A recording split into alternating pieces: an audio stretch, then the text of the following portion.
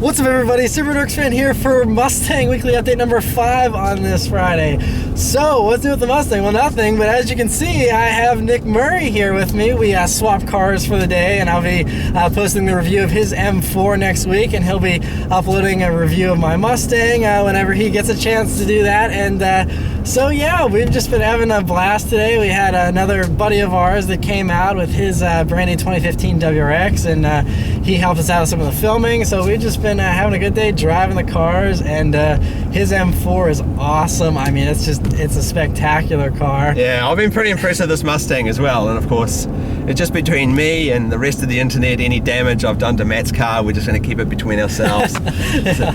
Yeah. So I mean, it's really been a ton of fun. These, you know, it's always cool to compare notes because someone else will find something about your car you never really noticed, and you know, likewise, it's the other way around. And I mean, I was so blown away by the M4, and I know he said that, you know, the first few months he was like, because he came out of a 911, and going from the 911 to the M4 was a big change, and going from a Mini to a Mustang is a big change as well. So it's kind of funny how we both have that in common. Yeah, I've started to love the M4 now, and it's interesting because the Mustang's much the same size as the M4. So I slipped straight, snuck into the Mustang here, and felt very comfortable in it straight away. Apart from the manual transmission, I screwed up that a little bit, but you'll see that in my video. A little acceleration.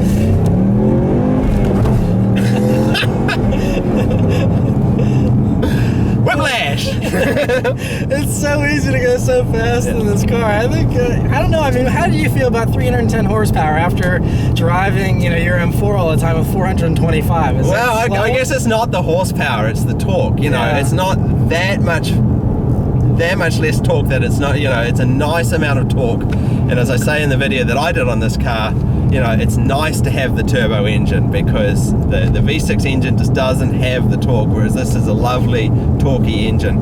For the size of the car, it's got plenty of power. Yeah, I'm glad. Yeah, I think so too. I mean, obviously the GT is the one that everybody wants, and I would love a GT as well. But I mean, for the good gas mileage you get in the EcoBoost, and you know, it's still plenty of power and so mod friendly. That's one thing about the V6. Some people have asked me to compare this to the V6, and you know, Nick's kind of done that, and I'm sure he'll do that more in his review as well. But that's the one thing that stands out is the mod potential of this. I mean, you do a reflash from Cobb or Livernois or any of these guys, and you get like 100 pounds-feet of torque right like that. I mean, you can't do that with a V6. You'll never be able to do that with a V6. So, are you going to do that to this car? I would like to. So the only holdback I have is because, you know, the car, I don't want to lose the warranty. Doing a tune, Ford's going to be like, no, we're not helping you if it ever gets screwed up. Another thing is, I know some people have said after like 30 hard drag launches at the drag strip with a tune, if you have over 400 pounds-feet of torque, the clutch starts failing. I don't want to have a clutch fail in a brand new car. So if it's, you know, I mean, obviously I'm not going to be drag racing this car, but if, you know, I'm in daily driving, it doesn't explode, you know, on all the other people that are trying it out, then maybe I'll give it a go as well. Well, it's got plenty of power in the standard form anyway, so it's no hurry. Yeah, I know. And I mean, I wouldn't mind. I wish they did like a half stage. Like stage 1 is like 100 pounds-feet of torque. I'd love just maybe 50 pounds-feet of torque, so it's not as much stress on the drivetrain and stuff, but still gives you a little bit of boost. But yeah, I mean, I think it's great just the way it is. Yeah, it really is a nice car. Ford have really done a great job in this version. But yeah, so definitely stay tuned for both of our reviews here next week, and huge thanks to Nick again for coming all the way to Pittsburgh and my pleasure. Doing the reviews and stuff. It was a ton of fun hanging out today, and so yeah, I'll send it back to me at the news desk for this week's news. Right, for this week's news, the first thing is that the new James Bond movie has been announced. It's called Spectre, and it's going to be coming out next November. And there's a new Aston Martin for James Bond this time, and it's going to be called the Aston Martin DB10. And Aston Martin is going to be building 10 examples of the car, in addition to the ones they make for the movie, I believe. And it's pretty awesome looking. They said it's going to hint at their future car. As we know, Aston Martin is developing the next production car. that's going to be replacing the DB9, and it'll most likely be called the DB11 because they went from the DB7 to the DB9, so they skipped one just to emphasize how much of a leap forward the DB9 was. And I think the DB10 is a middle model in between the DB9 and the DB11 most likely, and so this one looks really beautiful. You know, if you watch the announcement video on the James Bond YouTube channel, you'll see that the back end looks a lot like an F-Type actually, and that's probably why I love it. The front end's gorgeous as well, and really, you know, it has a strong Aston Martin flavor, but it's more modern and a little more sleek, and I just love it. I can't wait to see this thing in action in James Bond. So Spectre comes out next year. Very excited for that. I'm a huge James Bond fan. Another James Bond bit of news that came out this week is if you can't afford a 1 of 10 Aston Martin to be like James Bond, you could also drive a Fiat 500, because it's been rumored that there's going to be a chase through Rome in the next movie, and that the Fiat 500 is going to be the car that James Bond's driving for that specific car chase. So hopefully it'll be in a Barth, maybe. That'd be cool. But yeah, so another cool thing, if you're hoping to drive a car that'll be in a James Bond chase scene, buy a Fiat 500. Next is some news on the final edition of the Mitsubishi Evo.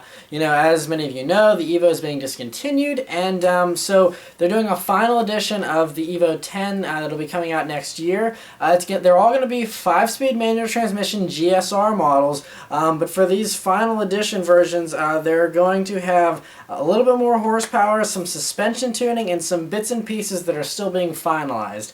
They're saying that they're going to make around 2,000 of them, and that will be it. They have no plans for an Evo 11. They said absolutely not. So this is it. So if you want an Evo brand new, here's your last chance. So I'm sure those will be sold out very quickly, and it's sad to see the Evo go. Another cool enthusiast car that's going to be getting an update though here is Nissan's vice president was talking more about the new Z car, and an interesting news they're talking about this week is that they're probably going to offer multiple engines. They said they want to eventually phase out the V6 with a 4-cylinder turbo that's just as powerful as the V6, but they know that that'll kind of upset people. So in the meantime, they said they will have multiple engines. They're going to have a V6 and then possibly one or more turbocharged 4-cylinders, and they also have been saying that the Z car is going to also kind of be the new IDX. So the IDX was the retro, small, cheap Scion FRS fighter that Nissan was considering, but they couldn't make a business case for it, they said, and so instead they're going to kind of combine the ideas from the IDX and the next Z, and that's going to be their new affordable sports car. So expect the new Z to be cheaper than the current model, and have some slower performance versions as well as the range-topping V6 for now. Very exciting to hear that, and can't wait for it to come out. I don't know, they haven't talked about when to expect it, but hopefully it'll be soon, because the current generation Z is a little stale, and the Zs are just great cars, so I'm excited for a new one. Other Nissan news is that Nissan's planning to build a 45th anniversary edition version of the GTR, and it's going to be in the same golden brown color that the R34 generation of the GTR M-Spec was, and it's called Silica Brass. They're only making 45 of them, and they're only available in Japan. Right, and so for some Ford news this week, first is that it was a very good sales month for the Mustang. Of course, this is the first full sales month of the new 2015 Mustang, and it actually has taken over the spot that the Camaro held in first place in the pony car sales wars, and it's the most Mustangs that have been sold since 2006, which was right whenever, you know, the previous generation was just getting started. And so it's really great to hear that. I'm, you know, glad to say I helped, you know, contribute to that number, and hopefully it'll you know, be a forecast for many sales of the Mustang in the future. I hope it ends up being a huge success for Ford, because it's a spectacular car. Also, while we're talking about the new Mustang, of course, just recently they unveiled the Shelby GT350, and there's a rumor saying that the price is going to be $53,000, which is really impressive if that's the case. I mean, that's going to be undercutting the ZL1 and the Z28, and it's going to be, you know, just as fast as both of them, or close to it. And I mean, considering this is a track model, for it to be way less than the Z28 with its $72,000 price tag, that's going to be really impressive. That's going to be a really good bang for your buck, too, at $52,900. So, awesome to see that. Other news relating to the Shelby GT350 is this whole big rumor about what's going to be going on at the Detroit Motor Show, which is coming up in January. Ford is apparently planning all kinds of debuts. So first, they're going to debut the new Shelby GT350R, which is going to be an even more track-focused model over the GT350. So the R is going to be kind of like how, you know, the Boss 302, and then you had the Boss 302 Laguna Seca, and this is going to be a track-focused version called the 350R. It's going to be awesome. There also is a rumor, a strong rumor, that Ford is going to be debuting a new production version of the Ford GT, which is huge. For Ford to be debuting a supercar again is amazing. That would be so exciting. But you know, they're starting to, you know, develop this car because they're doing a Le Mans GTE class race car, and so this would be a production version of that, which would be awesome. In other awesome news, Ford is also planning to bring the new F-150 Raptor to Detroit, and so just all kinds of sweet stuff going on. So I don't know, Ford may steal the show at the show this year. I know Chevy might be debuting the new Camaro in Detroit as well. It's going to be an awesome show regardless. All kinds of sweet debuts. So yeah, and they also said there might be a facelift for the Fiesta ST, and they may even show the Ford Focus RS, although some people are thinking that won't come till later on next year, and it'll be debuted in Europe as well. But it may come out at Detroit. Not totally sure, but I think Ford is just, they're planning to release all their performance models at Detroit, which is really awesome to see. Another thing that's awesome to see is Ferrari debuted a race-specific version of the LaFerrari this week called the FXXK. And some people have looked at that and thought that it's an acronym for another four-letter swear word, which would be very appropriate when looking at this because wow, is it pretty sick. I love how they eliminated the LaFerrari's headlights and have these sleek little LEDs instead. And the wing in the back is a little perplexing to me, but very awesome looking. And man, I can't wait for someone to capture one of these things running at full bore at a racetrack. That's going to be amazing. So very awesome to see that. It's obviously going to be an insane performer. And you know, they're saying that it's going to have a total of 1,035 horsepower. Which is just insane. So, great to see that. Also, there's a new report saying that there's more details here about what's going to be coming out for the new BMW i8s. You know, they're going to make a more performance-oriented version of the BMW i8 is what all the rumors are pointing to, and we have more details now about what they're going to be doing to enhancing the performance. So they said they're first going to have an integrated carbon fiber and aluminum chassis. In addition to that, they're going to have a larger luggage bay because they're getting rid of the back seats, which is interesting, but totally makes sense. And then on top of that, they're also going to have a more aggressive suspension setup and all that good stuff, you know, beefier brakes and wider tires and different aero and ground effects and all that kind of stuff to make it look cool. And and they're also saying, you know, as far as power goes, it's probably going to have over 500 horsepower regardless of which direction they go. It's just a matter of whether or not they're going to be using a 2-liter turbo 4-cylinder that has 320 horsepower plus a 200 horsepower electric motor, or if they're going to use a 3-liter straight 6, which would sound amazing, and have 480 horsepower and plus have an electric motor with 109 horsepower. So either way, well over 500 horsepower, maybe even close to 600, especially with that last option. So very exciting to see that, and I think that's going to be the proper supercar version of the i8 because it looks amazing. Now it just needs the performance in the straight line to just really match the looks. And so to have one of those things with that much power, it'll be doing 0 to 60 in 3 seconds, I'm sure, so it's going to be awesome.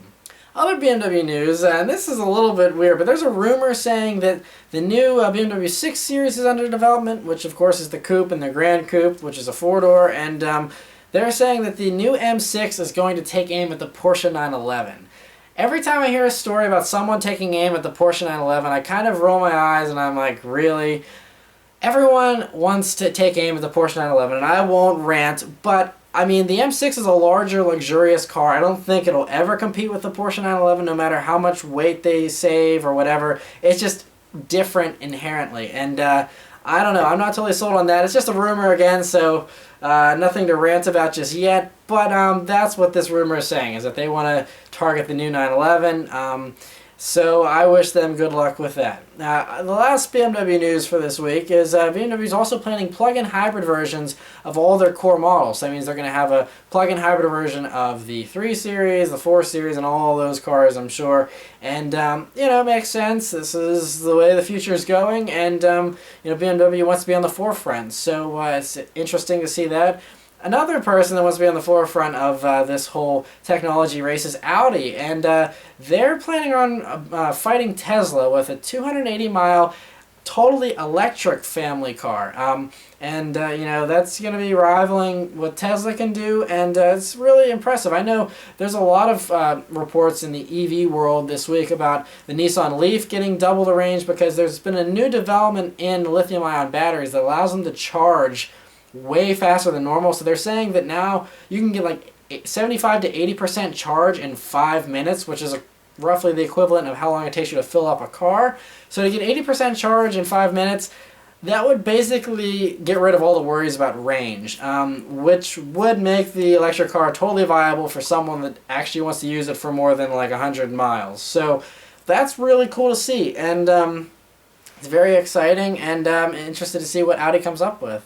For some other Volkswagen Group news, Porsche has a few new stories this week. The first is that you know, they're planning a new version of the Porsche Panamera. Of course, they're focusing on making it more pretty this time because last time, obviously, it didn't look too good. And so they're also saying they're going to have different variants of it this time. They're saying a Sport Turismo is in the running, which was the concept that was shown of the Panamera. Sport Turismo, which is a wagon shooting brake style, which would be awesome. Still possibly maybe a coupe version in the cards. It's like a new 928 or something. Totally rumors still, but they're saying they definitely want to have multiple versions of the new Panamera, which is very cool to see and makes total sense. The other Porsche story this week is that there were some spy shots this week of a Porsche 911 Targa GTS. So as of right now, there's the GTS model and there's the Targa model, but there is no Targa GTS. So I mean, it's a foregone conclusion they're probably going to build one, and here it is. It's, you know, driving around and looks good, and you know, I love the way the Targas look. So a GTS version sounds good to me. Getting back to the news from Detroit, there is another thing here that's going to be coming out of Detroit, and that's Mercedes is confirming that they're going to be releasing new AMG Sport models for Detroit. So basically, the AMG Sport is going to be the line that kind of bridges the gap between the standard Mercedes models and the full-on AMG models. So AMG Sport's going to be kind of a mid-level point, and still be very cool cars. They released a teaser image of, you know, 2 of them here that they're going to be debuting. And they look pretty good, you know. They look almost as aggressive as the full-on AMGs, but not quite as fast, but still awesome nonetheless. Other Mercedes news is that the new GLE Coupe was outspied almost completely undisguised in AMG form. And so this is basically the competitor for what is going to be the ML. This will be the coupe version. And so it's this large SUV obviously competing against the BMW X6 and all that kind of stuff. And, you know, if you're into that kind of stuff, I mean, it looks cool. It has the cool, you know, ground effects and the sloping roofline and all that kind of stuff. And I'm sure it'll be a hit for all the people that like that kind of stuff. The next 2 stories are kind of sad news. The first is that Spyker has filed for bankruptcy. Now, they're, you know, this small Dutch supercar manufacturer. They make the C8. And, you know, it was a cool car. It had an Audi V8 engine, and this was beautiful with the craftsmanship inside and stuff, and they filed for bankruptcy, so who knows what's going to happen. They had a new car, and the car, it's called the B6 Venator, and it was very beautiful looking, and you know, it would have been great to see it made into production, but as of right now, everything's on hold because, you know, they don't know what their future is going to be like, if they'll have any future at all. So sad to hear that. Hopefully they find themselves in better times soon. And another car that's on its way out is Mini's phasing out the coupe and roadster versions of the Cooper. So you remember I did a quick drive video on the Mini Cooper S Coupe that I got as a loaner car several months ago, and it was a really fun little car. And so Mini is saying that they want to focus on the core models of just the Cooper, Cooper S, and all that kind of stuff. And so the coupe and the roadster, they don't want to continue doing. So they're phasing those out, and they look cool, but I don't know how hot of a seller they were anyway, so I'm not totally surprised to see them on their way out. The last story this week, though, is some good news, and that is that Alfa Romeo, they have their new mid-size sedan, and it's supposed to come out in June, and we're supposed to be getting it here in America, which would be the actual proper return of Alfa Romeo to the States. Obviously, we have the 4C that, you know, debuted. It was supposed to come out this summer, but, like, no one's still seen a 4C. Like, none of them are being delivered. So I would take this June date for the midsize sedan with a grain of salt as well, because it seems like Alfa Romeo isn't very punctual with their dates that they're setting. So I don't know when this car is going to arrive, but they said it's going to be coming to the States hopefully next year, and that's exciting. So, oh man, I hope it's beautiful, and I hope it sells by the tons here, because the more Alfa Romeos in the world, the better, in my opinion. So very awesome to see that. So yeah, that's it for all the news this week, guys. I'll send it back to me in the car. Alright, so I'll leave you guys with a nice little acceleration here, like I always do. We'll spin that time. Oh, it's so fun. So happy to be in a rear-wheel drive car again, too. So anyway, thanks for watching, guys, and I'll see you next week. Take care.